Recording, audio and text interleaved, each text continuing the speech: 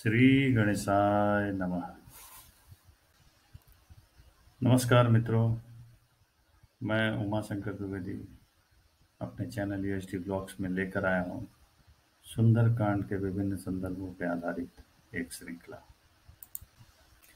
सर्वप्रथम गणेश जी का आवाहन करने के बाद अब मैं भगवान श्री रामचंद्र जी को प्रणाम करता हूँ। तत्पश्चात मैं महाबली बजरंगबली जी को सादर नमस्कार करता हूँ।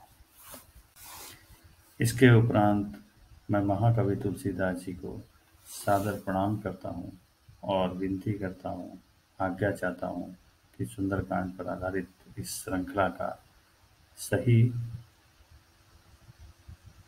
व्याख्या करने के लिए मुझे आशीर्वाद दें और जो भी मुझसे त्रुटियाँ हों उसके लिए मुझे अभी से क्षमा करें। धन्यवाद।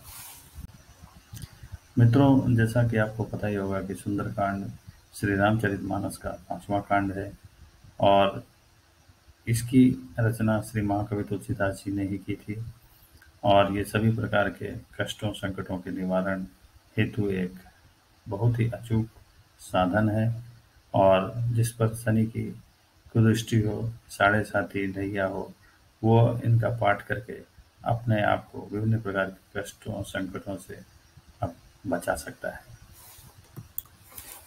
मैंने भी सुंदरकांड का पाठ अपने विद्यार्थी जीवन में शनि की साढ़े साती होने की वजह से ही प्रारंभ किया और इसके लिए मुझे सलाह और प्रेरणा मेरे नाना जी ने और मेरे पिताजी ने दी। इसके मुझे कई प्रकार के फायदे हुए, लाभ हुए और कई प्रकार की विपरीत परिस्थितियां अनुकूल परिस्थितियों में बदल गई और अध्यात्म के प्रति मेरा रुझाव भी बढ़ता गया और जीवन में मेरे स्वभाव में एक क्रांतिकारी परिवर्तन आया। जब भी मैं सुंदरकांड का पाठ करता हूँ तो मुझे कुछ न कुछ आभास होता है जो कि मेरी रोज़मर्रा की समस्याओं या आज की दुनिया की समस्याओं के लिए एक मार्गदर्शन का काम करती है। पाठ के बाद प्रायः मैं वो भूल ही जाता हूँ, लेकिन मैंने निश्चय किया कि अब मैं इसको कहीं पे लिख लूँगा और क्योंकि मेरा एक यूट्यूब चैनल भी है तो उसके माध्यम से मैं ज़्यादा से ज़्यादा लोगों तक उसे पहुँचाऊँगा, जिससे लोग उसे सुनकर अपना उपाय प्राप्त कर सकें और अपने कष्टों से बचाव कर सकें और मेरे इस प्रयास के माध्यम से उनका भी कुछ मार्गदर्शन हो सके। तो इस कड़ी में जो पहला प्रसंग है वो हनुमान जी और विभीषण जी के बीच में हुआ एक संवाद है। जब हनुमान जी लंका में प्रवेश कर सीता मैया को जगह जगह खोज रहे थे तो वहाँ पे उन्हें विभीषण का घर मिला, जिसमें घर के बाहर श्री राम नाम अंकित था। इस वजह से वो उनके आकर्षण में आ गया। उन्होंने वहाँ जाकर पता किया तो पता चला कि वो रावण के छोटे भाई विभीषण का घर है और वह एक बहुत बड़े राम भक्त भी हैं। थोड़ी देर के बाद उन्होंने विभीषण से जाना कि कहो भाई, आप यहाँ इन राक्षसों के बीच में कैसे रह पाते हो, राम नाम का सुमिरन कैसे कर पाते हो। तो उसका जो जवाब विभीषण जी ने जो दिया उसी पर आधारित ये पूरी व्याख्या है, ये प्रसंग है और उसी पे आधारित कुछ आज का ज्ञान है जो शायद आपके भी काम आ सके। तो जब हनुमान जी ने पूछा कि आप इन राक्षसों के बीच में कैसे रह पाते हो, तो विभीषण जी ने कहा, सुनो पवन सुत रहनि हमारी, जिमि दस नहीं मैं जीव बिचारी। तात कबहु मोहि जानिय नाथा, करियहि कृपा भानुकुल नाथा। इसका हिंदी में अर्थ ये हुआ कि मैं यहाँ पे इन राक्षसों के बीच में उसी प्रकार रह पा रहा हूँ जिस प्रकार दांतों के बीच में बेचारी जीव रहती। न जाने कब मुझे अनाथ जानकर भगवान श्री राम मुझ पर कृपा करेंगे। तो मित्रों, इसी प्रकार अगर आज के संदर्भ में देखें तो एक सही स्वभाव का व्यक्ति भी कई प्रकार के बुरे स्वभाव के व्यक्ति के बीच में रहने को विवश है। जैसे श्री राम भक्त विभीषण राक्षसों के बीच में लंका में निवास कर रहे थे।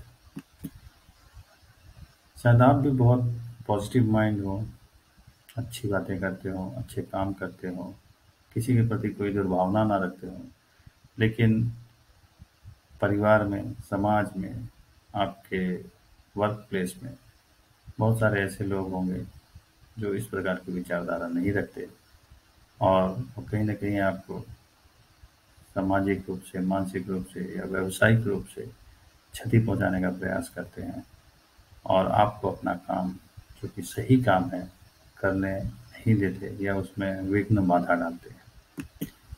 यहाँ पे तो विभीषण ने असमर्थता जताई थी और वो पूरी तरीके से अपने आप को अनाथ मान रहे थे और ये सोच रहे थे, इस इस इंतज़ार में थे कि जाने कब भगवान श्री राम आएंगे और उन्हें इस परिस्थिति से बाहर निकालेंगे। खैर, आज इतना विवश होने की ज़रूरत नहीं है। तब विभीषण बहुत विवश थे, क्योंकि वहाँ उस पूरे देश में, राज्य में एकमात्र वही एक सही स्वभाव के व्यक्ति थे और बाकी सारी की सारी जनता जो है राक्षस ही थे। तो इस कारणवश उनको और किसी सही व्यक्ति का साथ नहीं मिला, इसलिए उनकी विवशता समझी जा सकती है।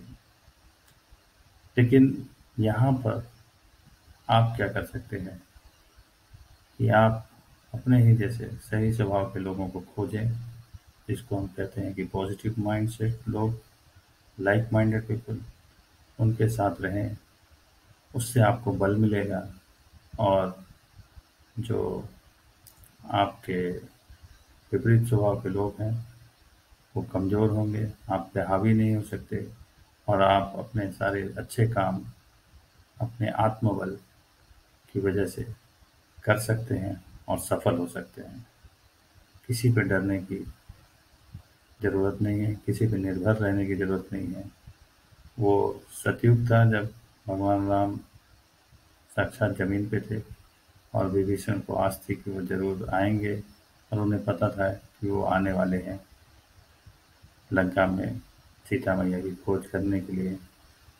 लेकिन आपके भगवान श्री राम इस कलयुग में आप ही के बीच में हैं, मानव रूप में। आप स्वभाव से जो आपके साथ हैं उनको खोजिए, पहचानिए और अपने साथ लाइए और उनसे अपने आप को मजबूत बनाइए और इन तमाम प्रकार की बुराइयों से लड़िए और सफल होइए। एक चीज़ जो कलयुग और सतयुग दोनों में ही लागू है कि जीत अंत में सत्य की होती है। तब भी हुई थी, आज भी होगी और आगे भी होगी। तो आप उस पर